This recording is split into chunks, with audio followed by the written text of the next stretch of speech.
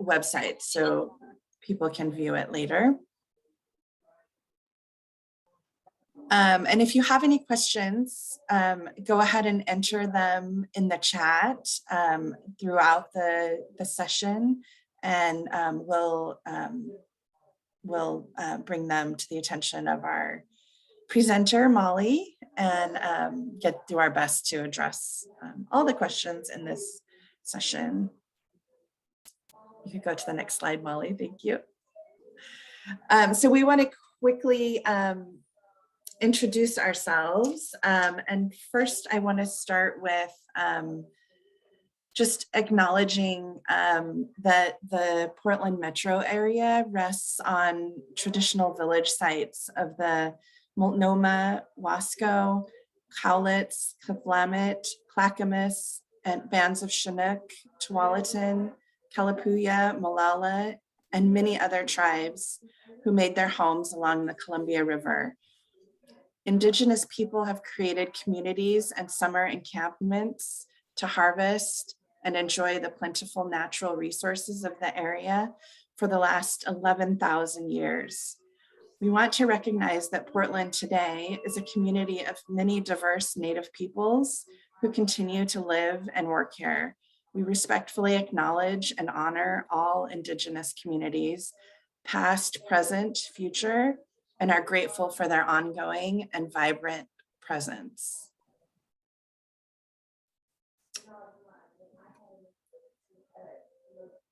And now I'd like to introduce ourselves. So I'm Shelley Johnson. I'm the Kindergarten Inclusion Program Coordinator.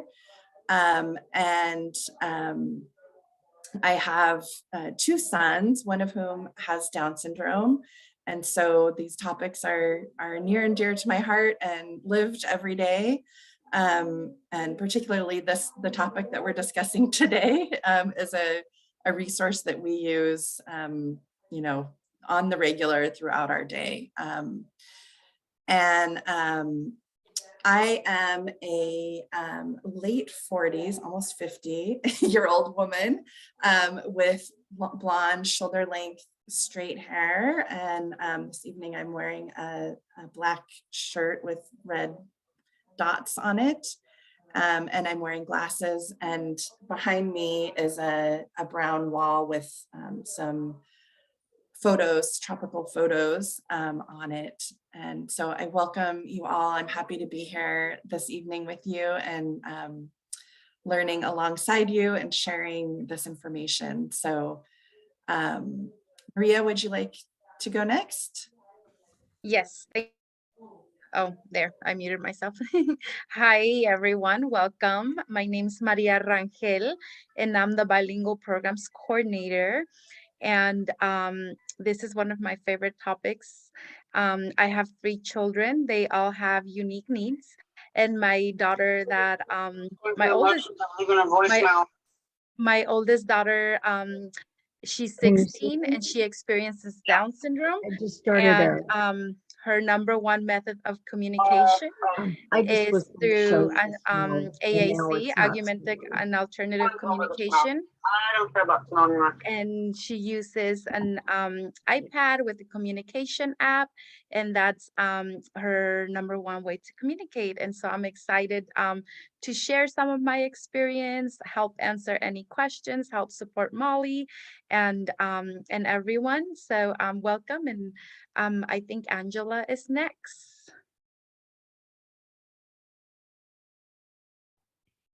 Hi, everybody. I'm Angela Frome. I'm the Senior Program Director for Northwest Disability Support. I use she, her pronouns. I'm a middle-aged white woman with brown hair. I wear glasses, and I have some pictures in the background. I'm the mother of 3 kids that all bring me to the work. Our organization supports over 4,000 local families in the Portland Metro, Southwest Washington, and really delighted to have Molly here with us tonight as our content leader. This is an exciting topic, and thanks for everybody for being here tonight.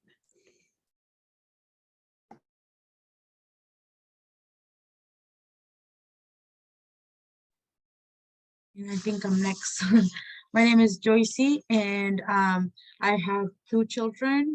One of them experiences Down syndrome. Her name is Violet, and she's 5 years old. I am the community outreach coordinator at NWDSA, and I enjoy all the work that we do, and I'm hoping that we can get a lot of good information out of this session today. Thank you.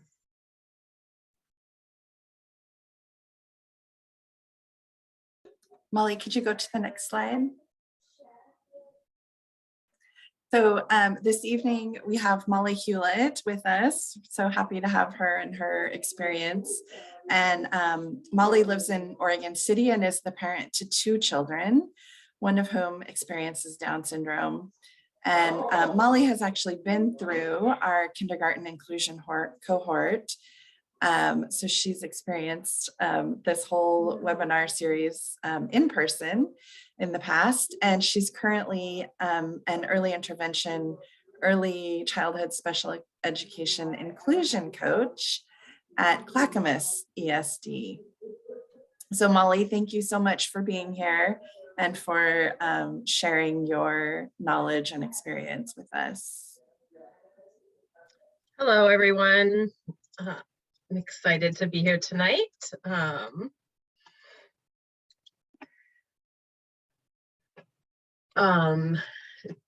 Do you have this poll? Is it you're muted. I do. I'm sorry. I forgot that we had a poll. So, so to start off the webinar, we'd love to, if you would just answer this poll, reflect a little bit on your knowledge of visual supports. So somebody logged me out. I am so sorry. Yeah, I'm not able to access the poll actually right now, so we will just skip that. But if you want to just internally reflect on your knowledge of visual supports and communication methods, communication supports, and where your learning is there, maybe like thinking about on a scale of 1 to 5, like 1 being knowing almost nothing and 5 being expert. You could go ahead and type that into the chat, and then we'll kind of have a sense of where everybody is. Thank you.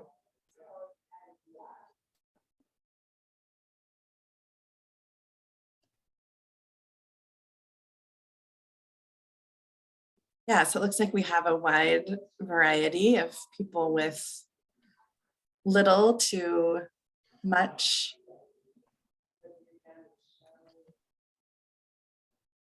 experience. And I think wherever you fall in that range, there's going to be some good information here for you tonight, some good ideas of things to do and things to try.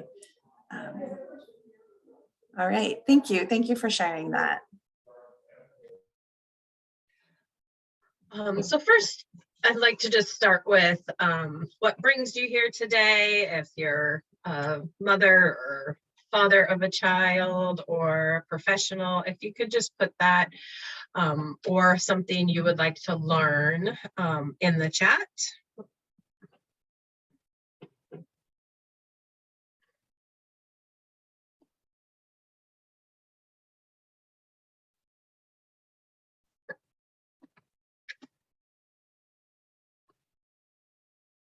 Right, someone must be a classroom teacher using visuals daily, parent engagement, special ed teacher, mother. Great, so lots of different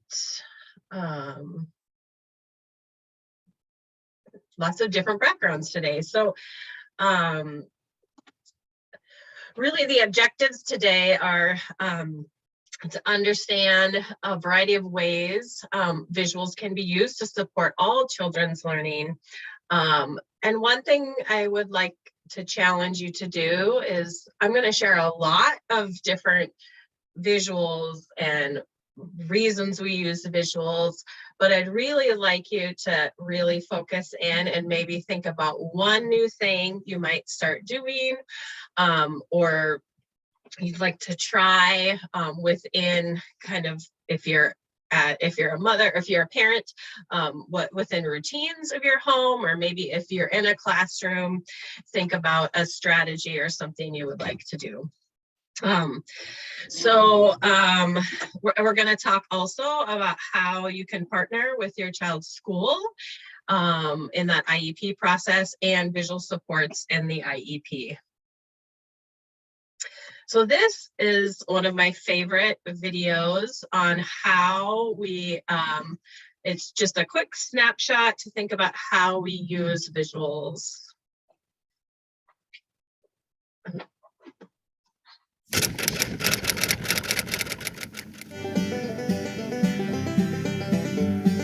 We use visuals every day. Icons, traffic signs, calendars, clocks, maps, recipes, grocery lists, and more. For students, visuals provide a form of communication that lasts much longer than spoken language. Examples include visual schedules, time timers, scripted routines, checklists, and visual reminders. Visuals literally help your students see what you mean.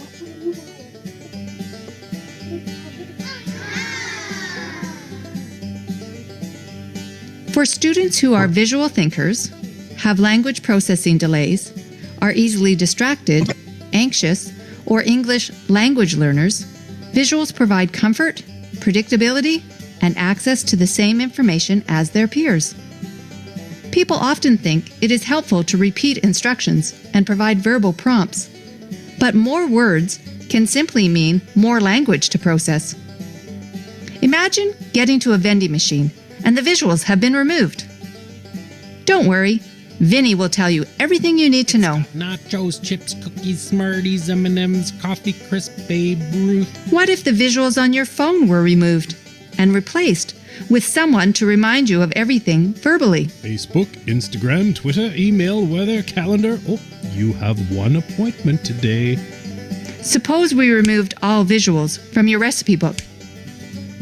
Fortunately, we have your mother-in-law on standby. Ground beef, onion, and oil in a frying pan. Stir to break up the meat as it browns. We all need visuals in our life. Using more visuals throughout the day will help all students.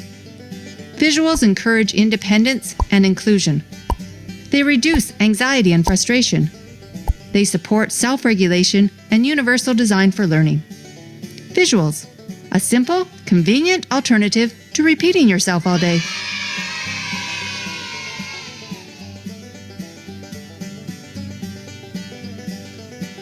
Visuals. I see what you mean. NorthstarPaths.com.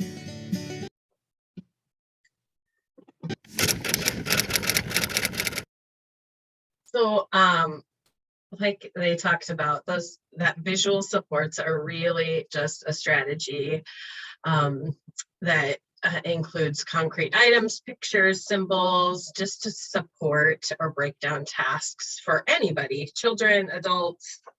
How annoying would it be if your phone was continuing to say what you were doing?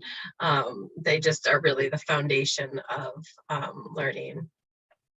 And it's so important to know that visual supports really help everyone. Children, learning or speaking another language, children who maybe are strong visual learners, children with diverse learning needs, and really everybody benefits from visual supports. One important thing to know as you think about your child or the students you work with is to really understand what connects or what level they need as you're making or thinking about the visuals. So the first kind of stage is like a real object. So that's the object stage where maybe you have the actual object. When my son was young, to get him to transition to brushing his teeth, we often brought the object of the toothbrush to him and he would know that was the direction I gave. And then the other areas are a photo, so like a real picture, a clip art picture. Sometimes then you can go to simple, more line drawings, and eventually it can lead to text. So if a child's reading, it can lead to like a checklist or different processes with that word. So like that video talked about, there's so many benefits to visual supports, building independence, building language skills, both their understanding and expression of language, learning new skills. Visuals are static, so they're always there. So if processing takes a little extra time, that visual is always there. They also help children understand and remind of expectations. They act as a reminder to maybe reteach appropriate behavior, and they really foundationally support early literacy development. As you'll see examples, there's always a picture with a word attached to it, and often when using visuals, you use the left to right presentation, so they're learning those early literacy skills.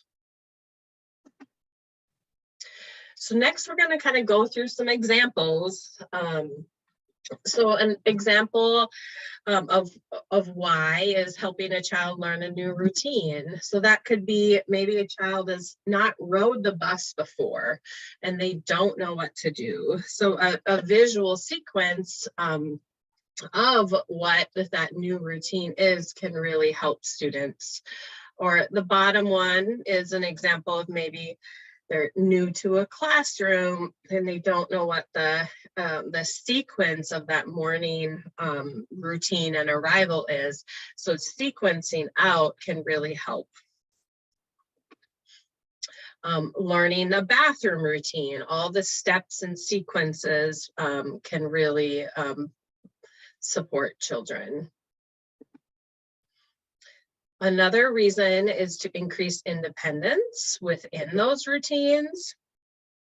So maybe building independence with a bathroom routine, taking a bath at night, breaking down that sequence and having that visual available gives adults the ability to point instead of, continually giving those verbal directions, and a child can look at it and see what's next and continue to build that independence. Another example is like a toothbrushing routine where that's posted on the mirror and the child can see.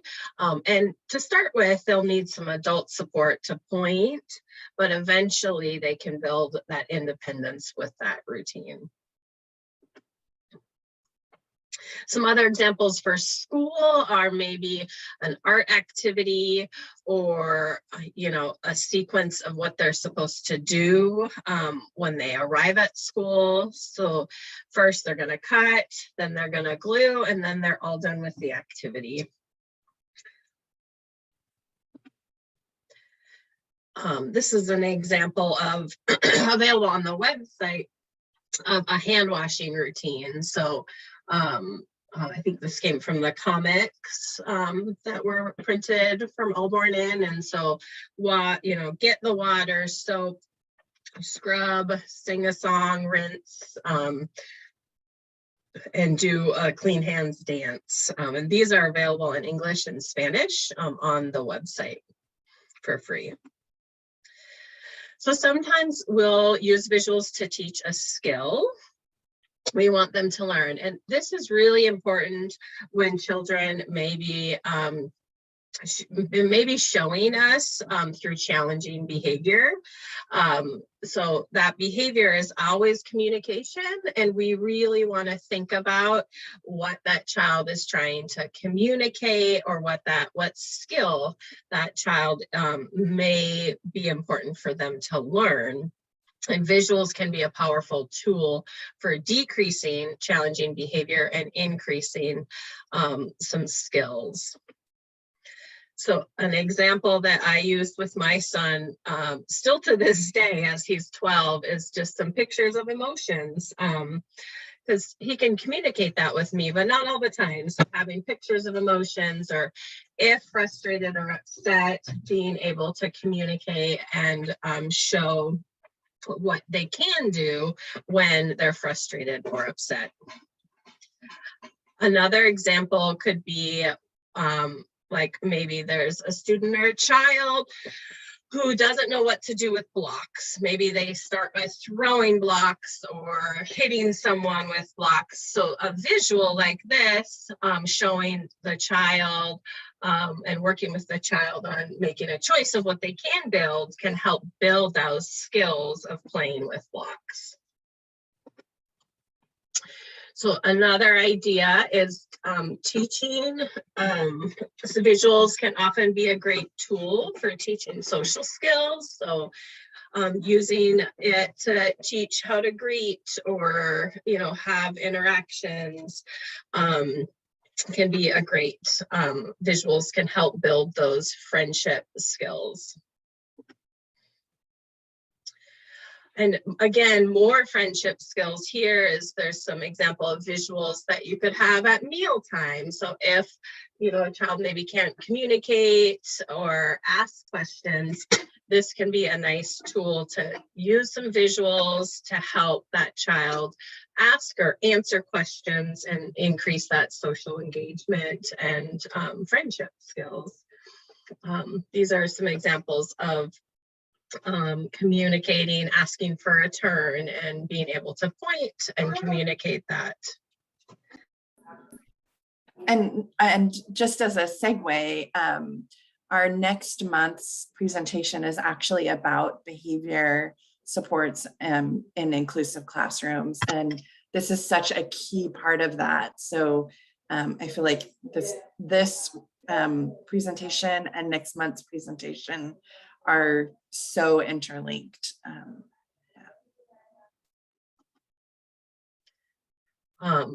Just continuing on the different reasons why is really to help understand also the expectations or rules within a routine or kind of family or classroom.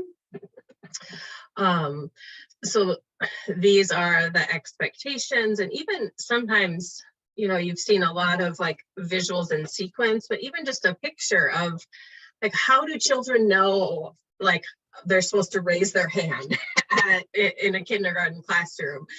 So a teacher can say it over and over again, but saying it while showing a visual can really be powerful to help children learn some of these maybe new expectations in a large classroom.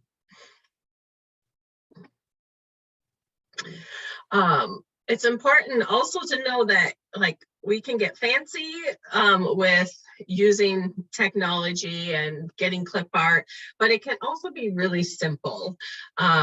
This is my son, and we did just a lot of real pictures of the different expectations, and he struggled with lining up at recess time. And so we took some different pictures of what he can do and the expectations of lining up and kind of put them all together to really help. And they would talk about it before he went outside.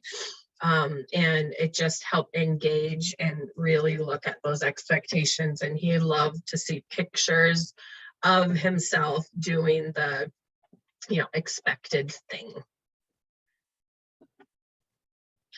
This is an example again of pictures, using pictures to talk about or lay out the expectations in class. So this was in, I think, first grade, and they took pictures and they shared it with us, and we would talk about, you're sitting and reading a book, you're being responsible, tying it to the rules of the school, you're working hard. And so just, taking a picture on a phone or iPad can really be a great tool to talk about those expectations. Another really common thing is putting a stop sign on things when, you know, a child's running out the classroom door or getting into a space maybe they're not supposed to. Putting a stop sign and pairing your word with the visual of a stop sign can be powerful and help children understand that that is the expectation right now. Sometimes you can do something called scripted stories or social stories, and those really are visuals made into a book that really lay out the expectations or rules or just different sequences for kids. And we use scripted stories a lot for, like, you know, bathroom routine at school, how you're laying out the rules, and some of those pieces. So these are visuals kind of molded into a story for a certain routine or expectation. And it's so important to remember that visuals always stay. Your words may go away quickly. It's a snapshot, but if you keep that visual there, and it really helps a child understand what's there, and they're allowed that time to process the verbal language that you just said. So another kind of deeper look at really, you can use visuals to enhance instruction and many times increase engagement. So this is really about just a deeper dive into, if you're learning about butterflies, you know, the life cycle, you can talk all you want about it, but if you add visuals, add objects, it really can enhance that instruction and increase that engagement for all kids in the classroom.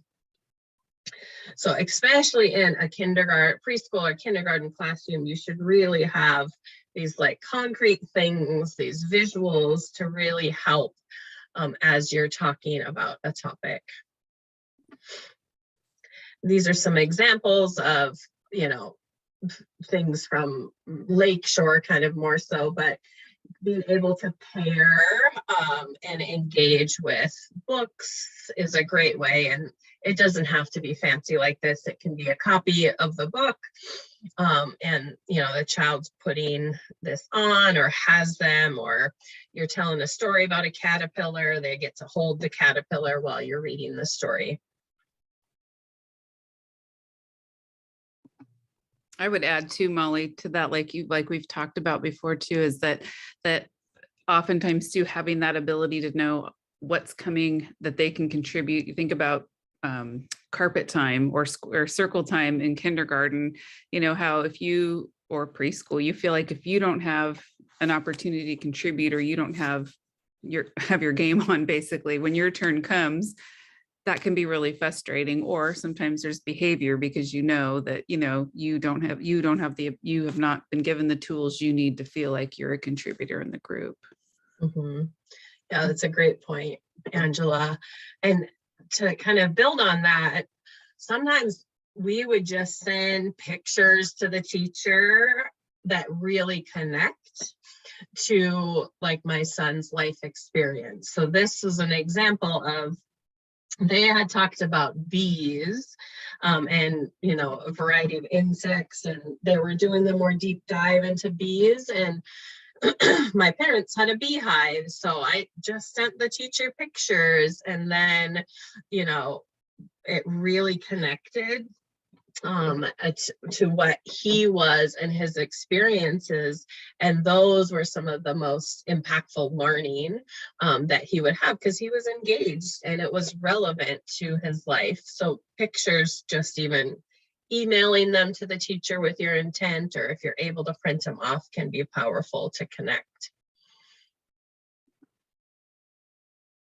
another important thing is that often in classrooms, they'll have conversations about what did you do on the weekend, or relative to sharing. And my son struggled to share those ideas. So we would often send just a picture, because that was like every Monday they had a topic at their group time where they talked about, shared one thing they did on the weekend. And so we would just send pictures, either print it off or send it to the teacher so she could help facilitate that. And that really leveled the playing field for him and really got his peers engaged, and showed, and it also it helped build that community for him.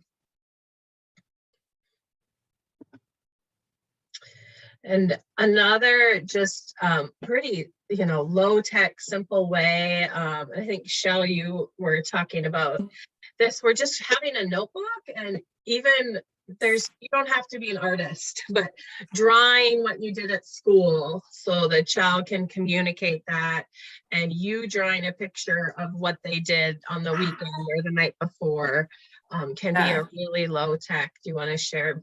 Yeah, we used to just have, I was trying to find one of our actual notebooks, but I couldn't. But we used to just have like a little, I think it was actually even smaller than this size.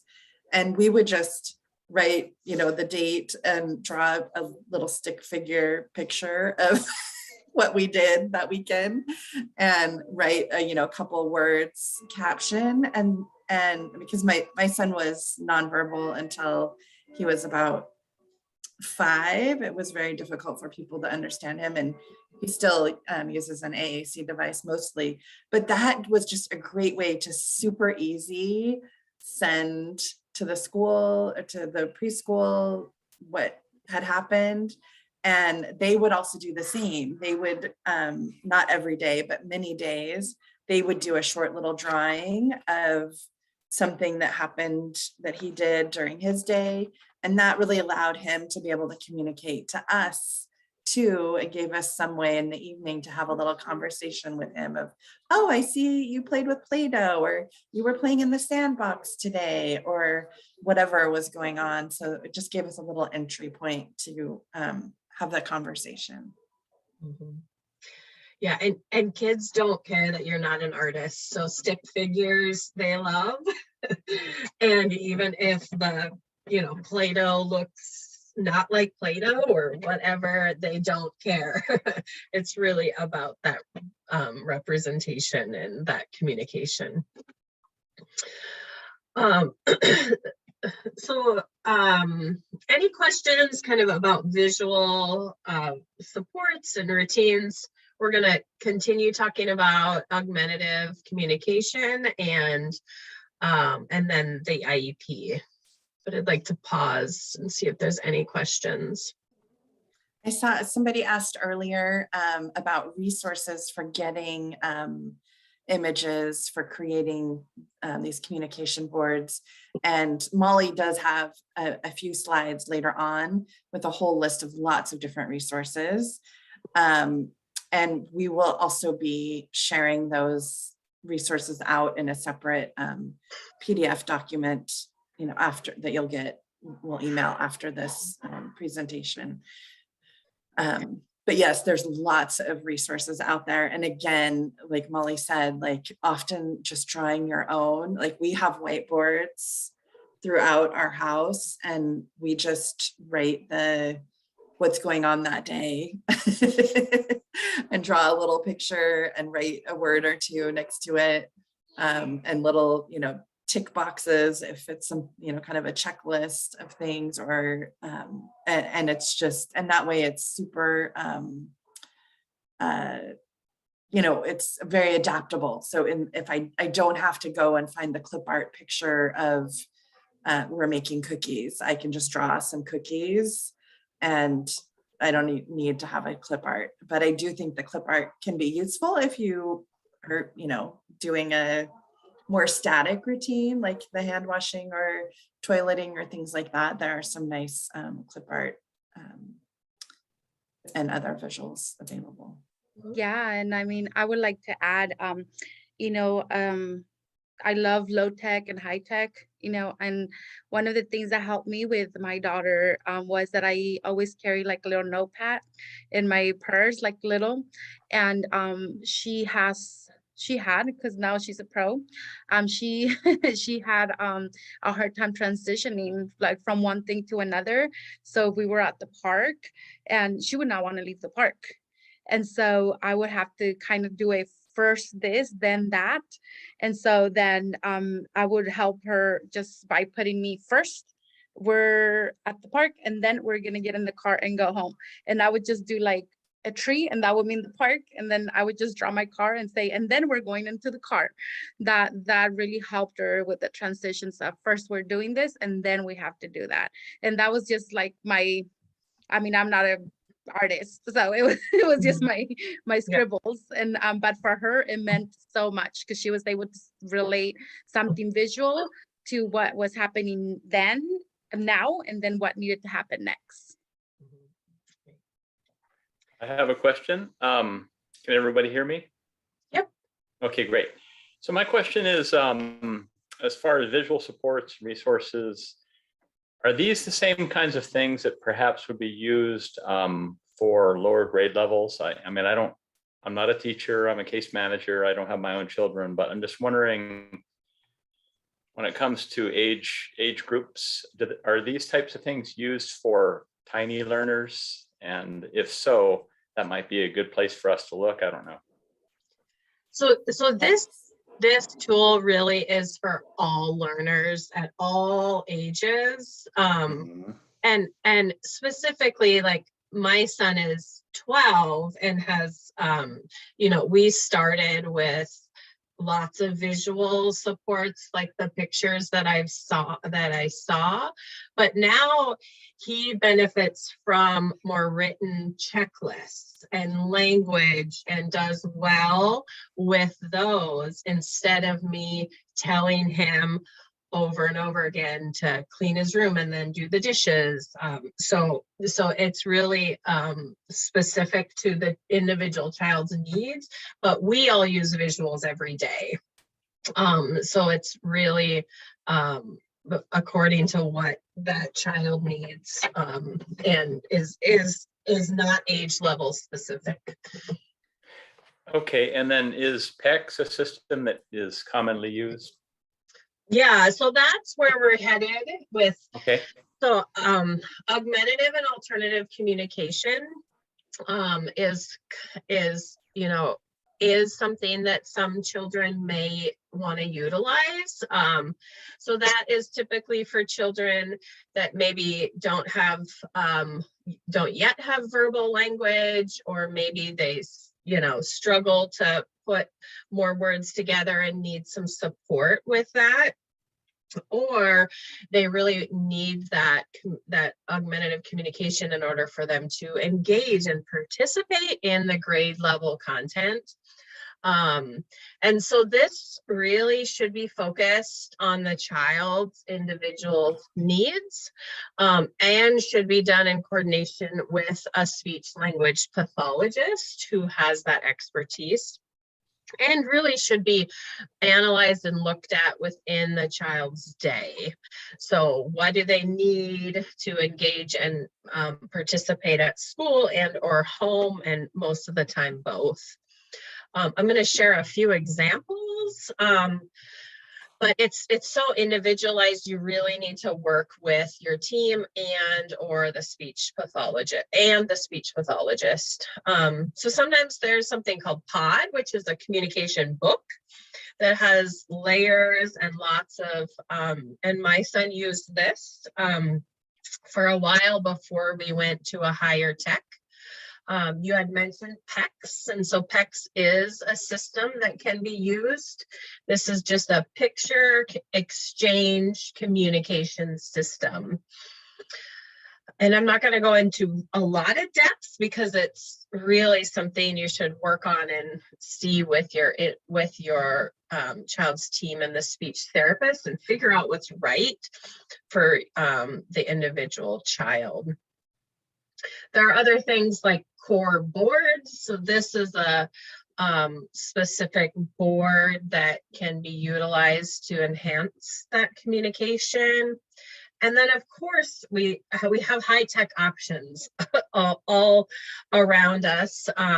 So these are just some different examples of some different apps that can be loaded onto an iPad for communication, or there's different things like in the bottom here, a GoTalk 9, that you can use different layers and pieces to communicate.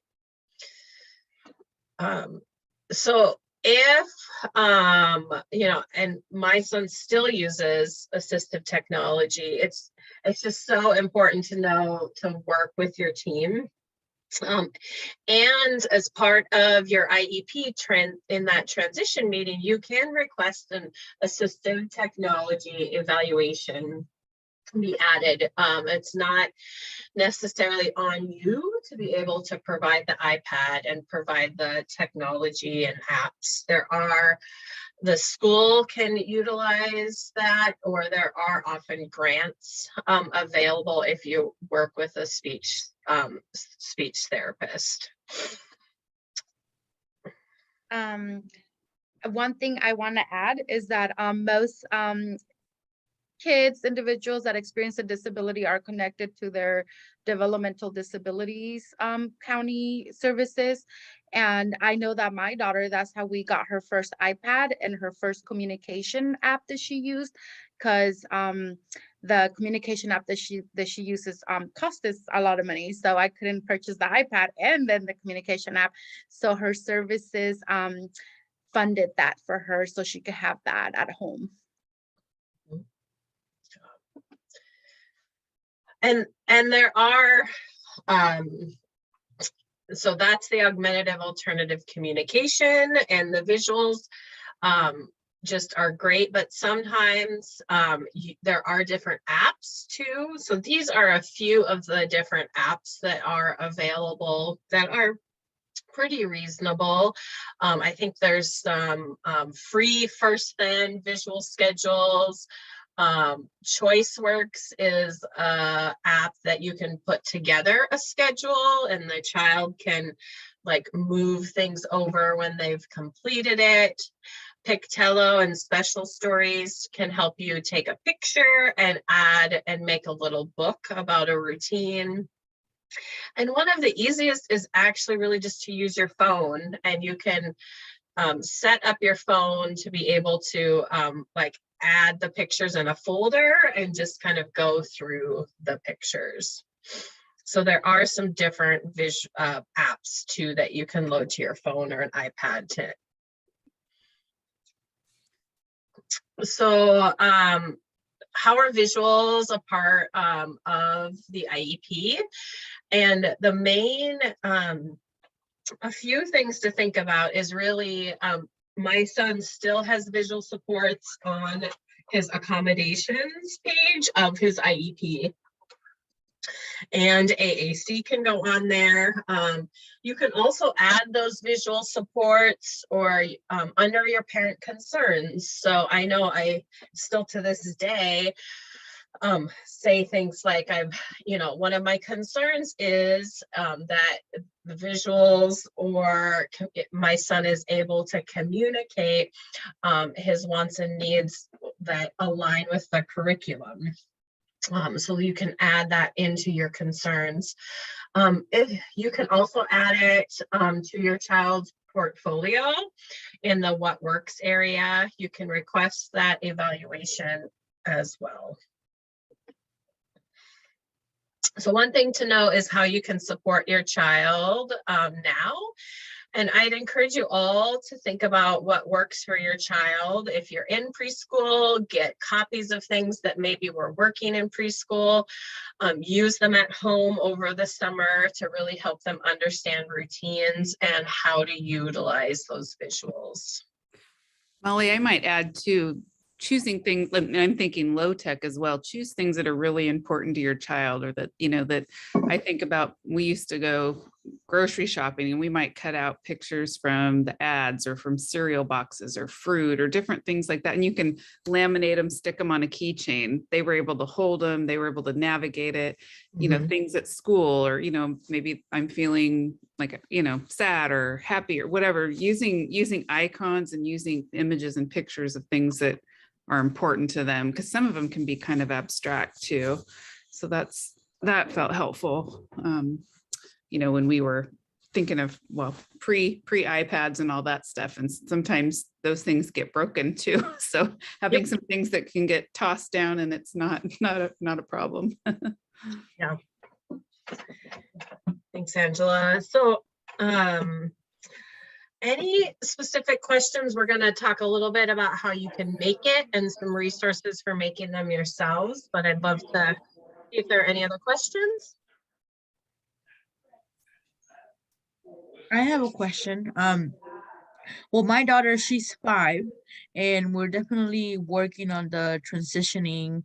I haven't started the visual part because I was just kind of pushing her, hoping, you know, that we will get more words out by this time. So she has tried a iPad with a lot of like the different apps and all that. But I haven't seen her really interested on like on the app ways of using it, which I'm not sure. I don't know if she's just not interested in the iPad or she's just not. So I don't know. I'm just kind of, I guess my question just will be like, what will be some good ways to kind of get her more interested, because we get it through Shiners, and so they give us pretty good like applications for the speech communication part, but she's just not interested in it. Like she's just you know, either English and Spanish. And the thing is, I mean, I always say my daughter, she's trilingual. I mean, she has signs, she understands and speaks both English and Spanish.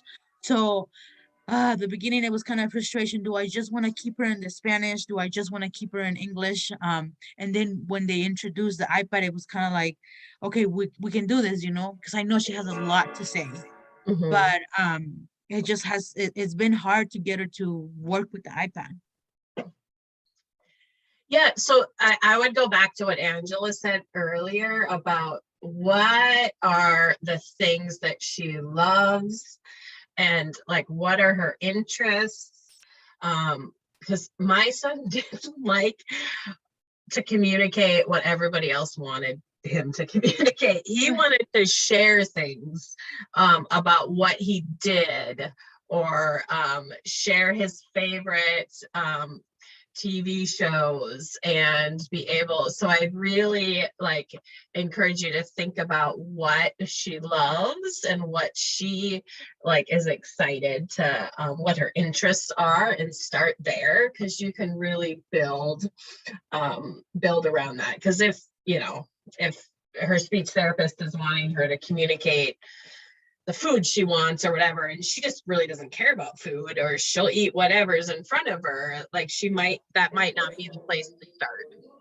Yeah. We and also, I want, oh, sorry. Go ahead, Go ahead. Sorry. So I just wanted to add to Molly's response, because I kind of have the similar situation with my daughter.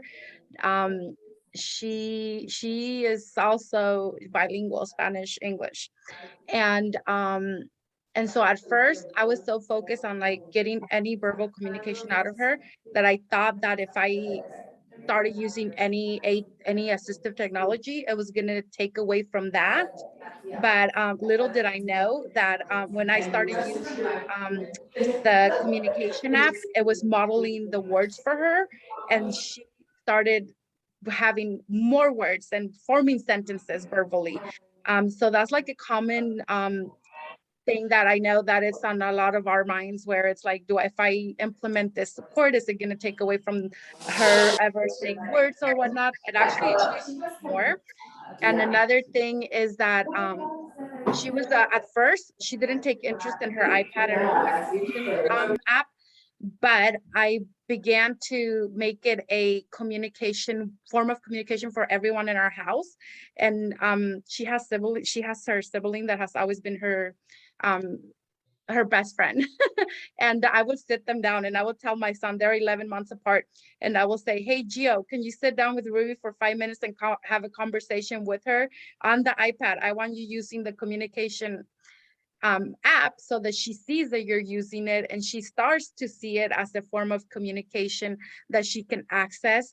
And sure enough, her seeing it being modeled by me, by her brother, by people around her, she started taking it as, oh, this is a way of how I can communicate. So the more you do it and the more normalized that you do it within your family, I truly believe that then she'll start picking up that it's a method of communication she can have access to.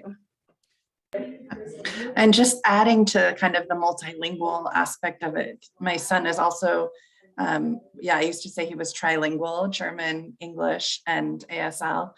And we absolutely had the app and we had on his AAC words in German and words in English. And it was not a problem for him at all. It didn't slow down. Like Maria said, all the research shows that AACs only enhance verbal communication. They don't take away from verbal communication at all. So if you have a bilingual child, certainly, right, because we wanted him to be able to use the app with my family and me, and be using the English words, and be able to use it with my husband's family using the German words. And so it was important for him to be able to do both. And then the other thing that helped us, definitely work with your speech language pathologist, because they can give you ideas of activities to do using the iPad, and they can work with, they should be working with you and with your child on using the iPad in their speech therapy sessions. But we also, we would choose like, oh, we're going to really focus on using the iPad at mealtime, rather than trying at the beginning, rather than trying to like use it all the time. We picked some specific, like we're going to use it at dinner, and we're going to have the page open that has like the favorite foods, and he can use that to request, do you want milk or apple juice or orange juice, right? And we also would use it for like playing games. Like there was one favorite game that he liked that was a kind of German version of Candyland game. And so we had we set up a page with our speech therapist in the app that had all the kind of phrases and things that you might say while playing that game. And so it had the colors, it had your turn, my turn. It also had some fun phrases on it, like no cheating, and yay, congratulations, and things, and like, oh no, right, if you had to go back or whatever. And so really being sure that that tool is also fun to use for your child, right? That it doesn't just have like apples and oranges and bananas, but that it has like, hey, wait for me and stop. And when they get to a certain ages, has funny jokes on it. And so that it is like a really valuable tool, because that's how we communicate, is with saying all those fun phrases and things. So I think Addie had her hand up. Addie, did you have a question, or did you get your question answered? I think I saw Aide had her hand up, and then it went down. Did you have a question?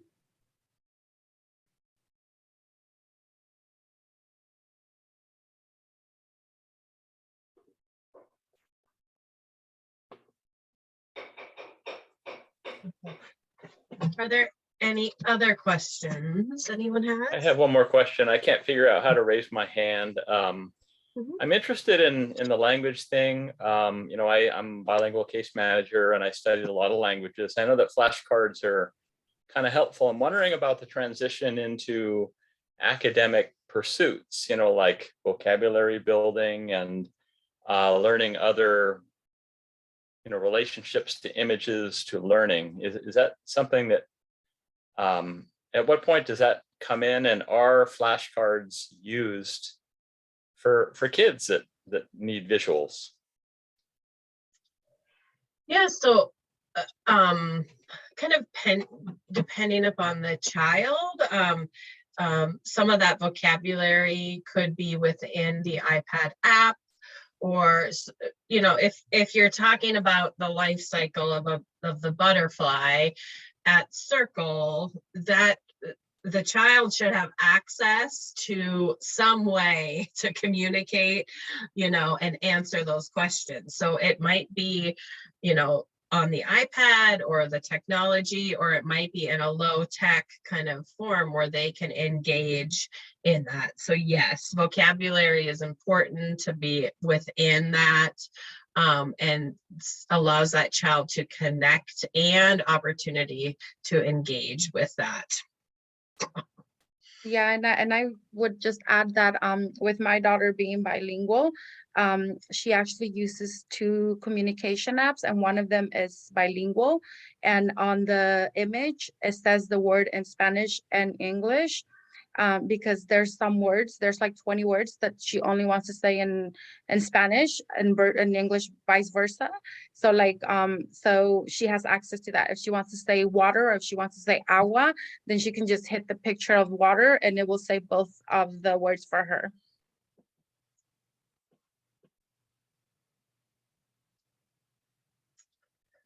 All right, any other questions?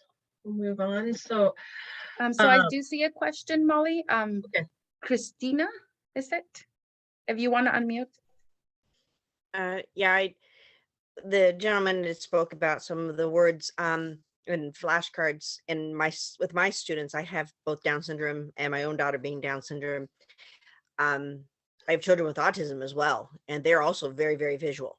And so this communication is vital for them as well. And a lot of times our students tend to are unable to label, or, and so learning vocabulary, being able to model that and showing the picture, pointing to an object with it, saying it, modeling it, helping them understand it, they will then begin to label those things and gain that vocabulary actually quickly. Mm-hmm. Yeah, making that association was helpful to me. The other question is are signs like the ASL, I mean, is there a standard set of those? And then how is that taught, or what kind of resources can families use? Because I work with families, a lot of the kids are nonverbal. I don't know what they're being told as far as how to learn those signs, or what is standard in the classroom, or like as an augmentative form of communication, because there are just so many, and they pick them up along the way. But is there some kind of resource or a list that I can find or use? Yeah, so go ahead. Oh, go ahead, Molly. There are lots of resources for different signs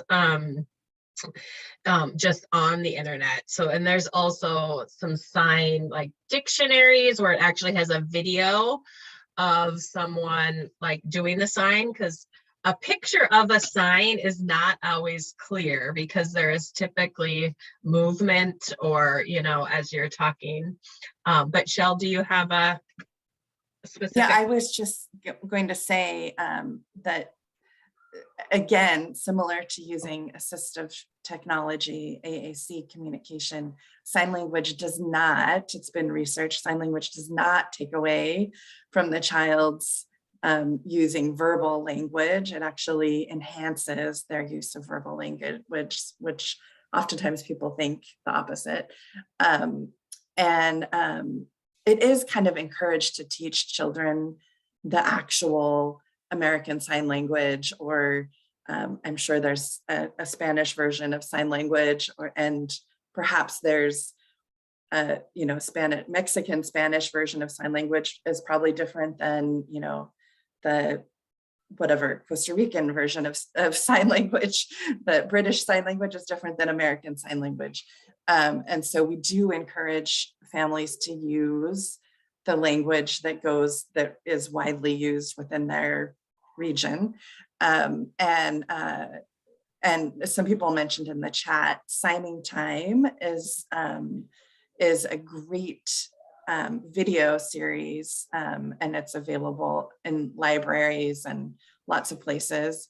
And so that's a great tool to point families to. It's super engaging, very useful for all ages. And yeah, and if you have more, that's a little bit outside the scope of this presentation, but if you have more questions about any of that, certainly reach out to us and we can give you resources, point you in the right direction so you can serve your families. Thank you. So I am going to share a resource in the chat, but I want to first show you how to utilize it. So there are lots of places to get visuals if you would like to print and have copies.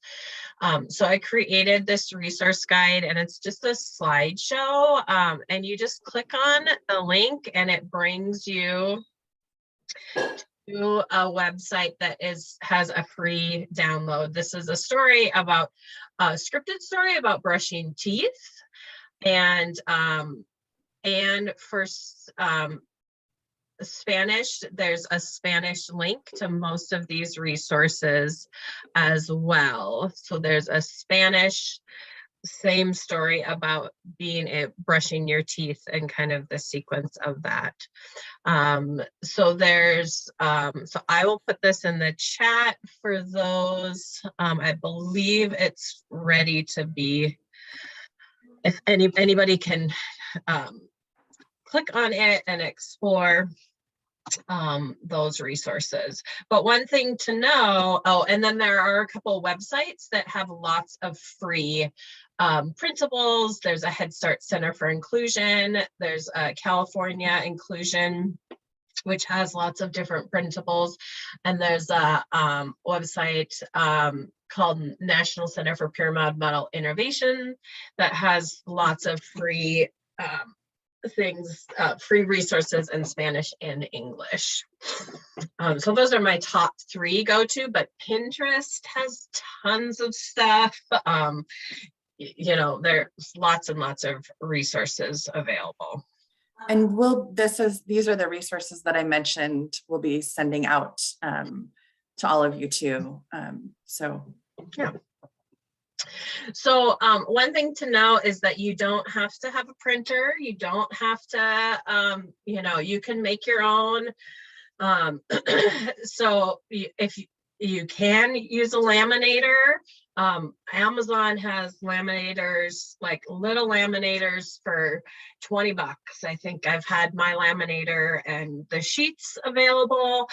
But you can also go to Dollar Tree and get packing tape. So that clear packing tape can be used to kind of make a picture more durable. As you're thinking about the individual child, you really want to break down the task and focus on what you want the child to do and your goal. If it's build independence in the bathroom, what steps, what pictures do you need?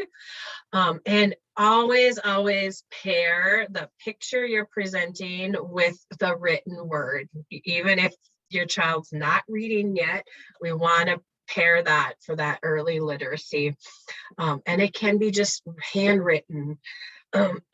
Sometimes even just using Post-it notes are a great way to create a little schedule or drawings. I often have those available. And like we showed you, you can draw just in a simple notebook. And one other things to consider is really thinking about size. So sometimes if a child has vision concerns, you might need to make the picture bigger or have more contrast, kind of thinking about their needs with vision. And really thinking about what stage your child's in, if they need the real picture, if the line drawings or clip artwork, and then also thinking about any like motor needs. So can, are they able to do Velcro and you have that pincher grass to pick it up and take it off, or they might need things just in different, presented in different ways. To make it yourself, like we talked about, you can search on Google, you can use your phone, you can use a notebook, you can drag pictures into a Word document to create those visuals if you need a printer. And one of the other things to note too is if you don't have a printer, it is a good opportunity sometimes to use your local library as a tool to be able to print, sometimes for free. You kind of want to check that out in your area. Do you think we have time for this, Shell, or should we? I think this is going to have to be a take-home exercise. Yeah, so we had planned to do an activity with you and have you go into breakout rooms, but we've had lots of great questions. And so I would just encourage you to, I'm not sure what happened to the screen sharing. Sorry, I skipped the slides. So it just. So to encourage you to think about, and maybe we can take a minute or two right now if you want to just think about a routine or a sequence that you might like to create a visual support for your child, and just go through those questions about that. So Molly has some great questions here of how would you like your child to be more independent at it? Yeah, so you could take a picture of this with your phone if you want to think about these questions, but to start, we really want to pick like one routine or one kind of situation at home or at school, and then kind of build that skill from that routine. So what pictures do you need? What could help build the skills?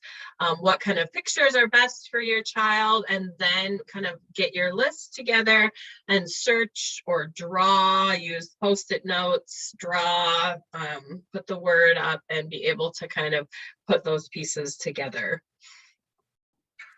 Obviously, depending on the age, but I remember also I'd do reverse. I'd have my child make one for me, based on the things that they think I'm interested in, or the things that I want, that they want me to know that they see. So that was kind of fun because then they're totally excited, engaged, because it's not really about them necessarily, but a way that they can have some control.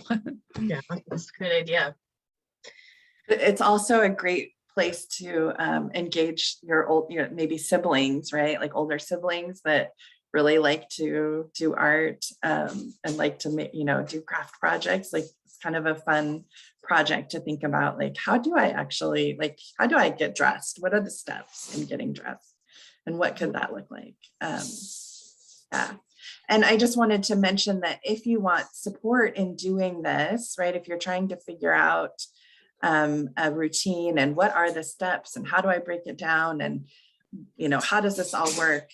That, we provide that's the kind of support that we provide through Northwest Disability Support. And so you're welcome to contact us for support on that. And we're going to give you some information about how to contact us and what those opportunities are. Are there any other questions?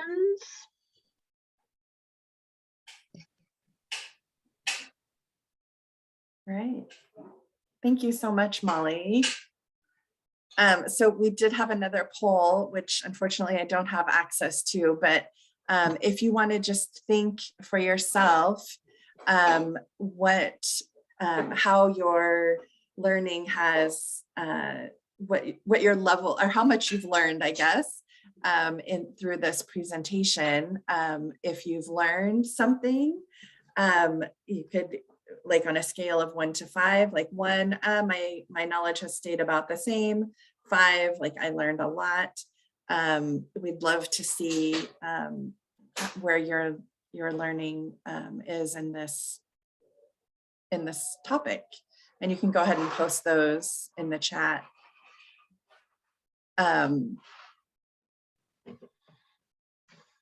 Great. So some people really learning a lot through this. I think this is a great topic, and it's a really good one to revisit periodically and remind yourself, oh, right, yeah, I could just create a draw something for this, or yeah, that routine that we're kind of struggling with. Let's see if we can bring in a visual support there. So this is a useful one to kind of circle back around to.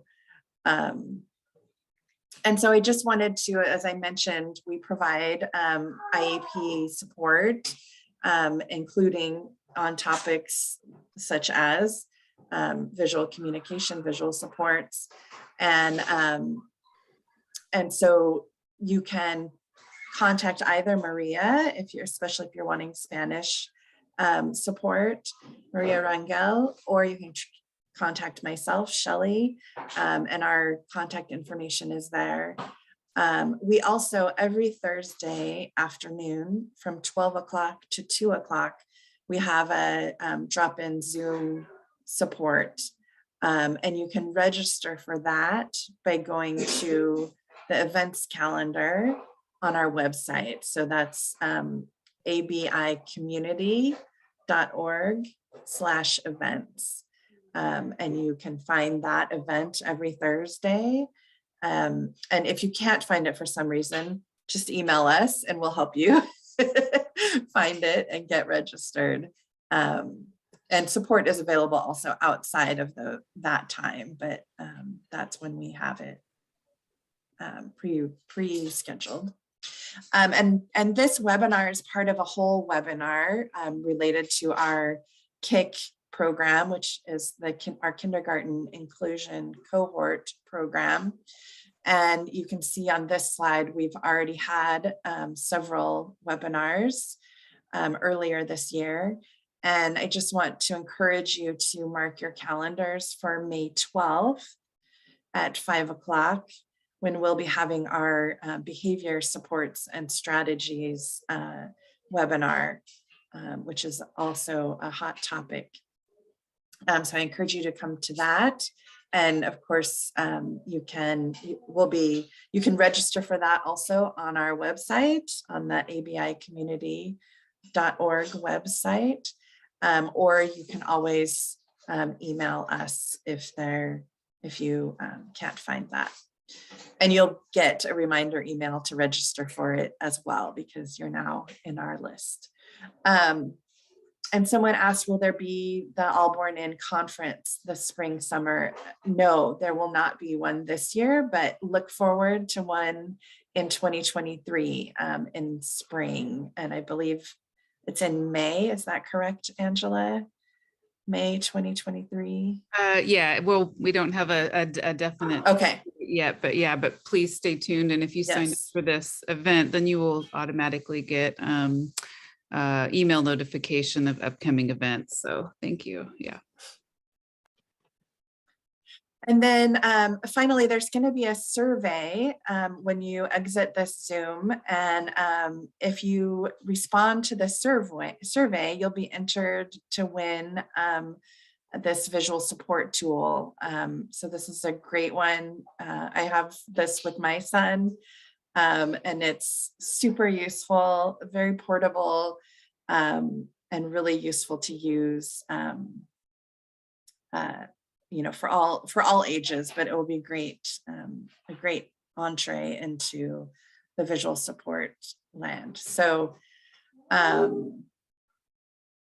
yes, I see somebody asking about the recording. Yes, you will get, for those of you that were maybe late and missed the beginning of this presentation, you will get an email with a link to the recording of this session. So thank you all for coming. Really appreciate your attention and your time. And please fill out the survey so that we can make these events even better. And yeah, thank you so much. And we hope to see you at the May webinar on behavior. Thank you, everyone. Thank you.